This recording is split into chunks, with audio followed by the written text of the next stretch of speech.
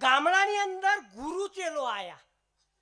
આવા સંત મહાત્માઓ તો સારું કાર્ય કરવા માટે આવે, સારો સત્સંગ કરવા માટે આવે, પણ અમુક જુઠ્ઠા પણ હોય. ગામના નાકે ઊભા થઈ ગયા અને એક ભાઈ આયા ગામના, સાધુને નમસ્કાર કર્યા. तो साधु कैसे बाबा मेरा काम कर दे, हूं तेरा काम कर दूंगा. तो बाप जी बोला कि चाय पीनी पड़ेगी. तो पहला भैया चा पीवड़ाई. तो કે બાપજી મારું કામ થતું હોય તો કે હું તો ચમત્કારિક છું, તારા એક નહીં 10 કામ કરી નાખીશ, ખાના ખીલા દે. તો પેલા ભાઈએ ખાવાનું ખવડાવ્યું. પછી આસ્તે રહીને બાપુ કહેશે કે તારો શું તકલીફ છે? તો કે બાપુ ખેતરમાં અનાજ વાવ્યું છે અને વરસાદ પડ્યો નહીં, મારા ખેતરમાં એકલાના ખેતરમાં વરસાદ પાડી આલો. बापू क्या जा सो जा आराम से, कल तेरा खेतर में बरसात हो जाएगा. भाई तो आराम थी हुई गया. हवारे उठ्या, खेतर पानी थी भरेलू. आईन पगे पड़ी गया. बापू मारू तो काम जोरदार કરી નાખ્યું. ગામમાં બધાને વાતો ચાલુ કરી દીધી અને બાપુ તો જોરદાર ચમત્કારિક છે, જોરદાર ચમત્કારિક છે. ગામમાં કોઈ ઘેર રહ્યું જ નહીં, બધા બાપુના ચરણમાં પડી ગયા. પછી પેલો ભાઈ કહેશે બાપુ આ મારા ભાઈબંધ છે, હમણાં ખેતરમાં પાણી પાડી આલવું પડશે. બાપુ કે કલ તેરા ખેતરમાં હો જાएगा, પાણી જા સો જા. એ સૂઈ ગયો. બીજા દિવસે એના ખેતરમાં પાણી. ત્રીજા દિવસ ત્રીજો ભાઈ આવ્યો કે બાપુ મારા ખેતરમાં પાણી પાડી આલો. તો બાપુ બોલવા જતા હતા કે કલ તેરા ખેતરમાં હો જાएगा.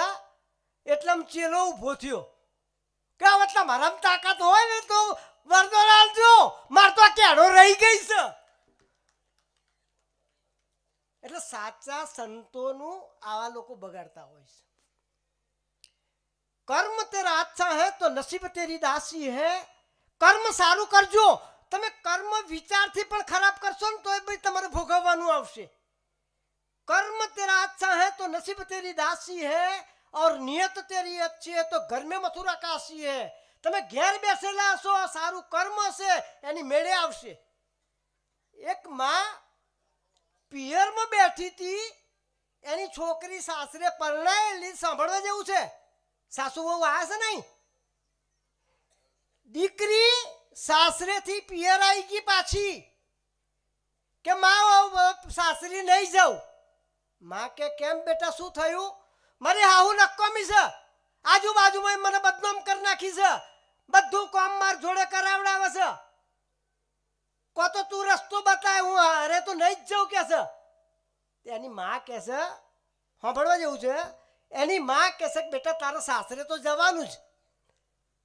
નક્કોમું કોણ છે? તો કે મારી સાસુ. એક દવા આપી દઉં તને, હું કાલે દવા બનાવીને આપું. એ દવા તારી સાસુને પીવડાવજે, 1 ચમચી. 2 મહિનામાં તારી સાસુ મરી જશે. 2 મહિનામાં તારી સાસુ મરી જશે. દીકરી ગઈ, ખુશ થઈ ગઈ કે દવા મળી ગઈ છે, મારી સાસુનો રસ્તો નીકળી જશે. 1 દિવસ દવા પીવડાવી, બીજા દિવસ ખાવામાં પીવડાવી, ત્રીજા દિવસે શું થયું? પણ માએ કહ્યું તું કે કોઈને ખબર પડવા દેતી નહીં કે તું દવા પીવડાવું છું, પણ તારા સંસ્કાર પ્રમાણે ખરાબ જીભ તારી છે. એટલે સાસુ તારી હોય એનું ગામમાં તારી સાસુના વખાણ કરજે, તારી સાસુ કે બધું કામ કરજે. ત્યારે દીકરી કે હા હું ચોક્કસ કરીશ. દીકરી સાસરે ગઈ, 2 દિવસ દવા પીવડાવી, આજુબાજુમાં સાસુનો વખાણ કર્યો. એટલે આજુબાજુ વાળી સાસુનું શું કે તમારી વહુ તો જોરદાર છે, તમારો વખાણ બહુ જ કરે છે. તાર સાસુને થોડું એમ થયું કે ખરેખર મારી વહુ સારી છે. તાર સાસુ બધું કામ કે એ બધું દીકરી કરતી હતી એની વહુ. એટલે સાસુને થયું સાલી દીકરી તો કામ કરે છે વહુ તો. આવું 1 મહિનો ચાલ્યું. દવા 2 મહિનાની પીવડાવવાની હતી, પણ ખરેખર છોકરી સુધરી ગઈ એ પછી એનામાં એટલા બધા સંસ્કારો આવવા મળ્યા, એટલા ધર્મ કરવા મળ્યો, એટલું કર્મ સારું પાકવા મળ્યું, તો સાસુ વહુને મા દીકરી જેટલો પ્રેમ થઈ ગયો. સાસુ ના હોય તો દીકરી રડવા મળે. સાસુનું બધું કામ દીકરી કરતી, વહુ કરતી હતી, દીકરી કરતા સવાયું સાસુએ રાખવા મળ્યું. પછી આ દીકરી પિયર ગઈ કે માં તારા કરતા મારી સાસુ તો સારી છે, તારા કરતા વધારે પ્રેમ કરો છો ને આજુબાજુમાં મારો વખાણ બી કરો છો. હવે બીજી દવા બને કે મરે નહીં.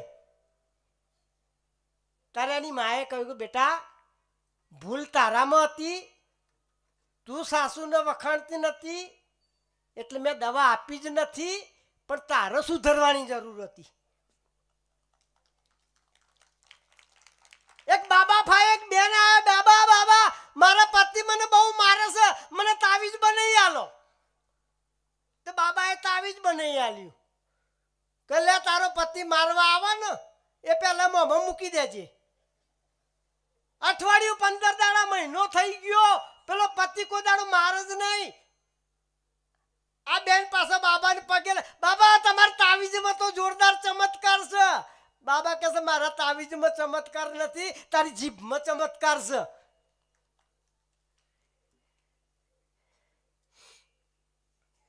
હમણાં